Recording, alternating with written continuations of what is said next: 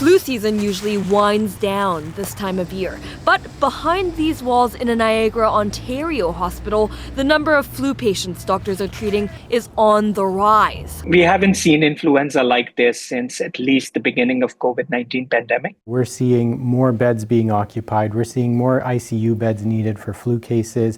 Across the country, roughly 1 in 5 flu tests are coming back positive. British Columbia and Quebec are also being hit hard. Quebec reported over 4,600 cases last week, including intensive care treatments for some kids. This is basically influenza doing what influenza does. It just happens to be that we're seeing a lot of cases right now.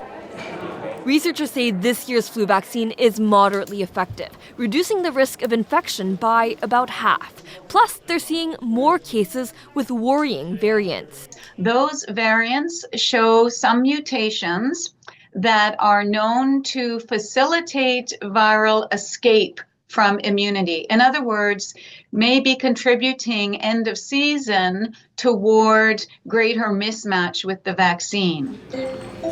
There's another downside to this relatively late flu season. Most people get their flu shots early, September, October, November, and you really only get 3 months of really strong protection from symptomatic infection. So when the peak comes later, like February, most people are past that 3 months of protection. And because the virus hasn't peaked yet, this message from public health officials for those who haven't yet. It's not too late to get vaccinated.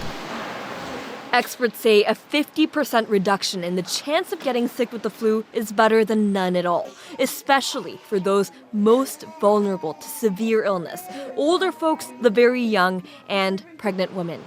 Jennifer Yoon, CBC News, Toronto.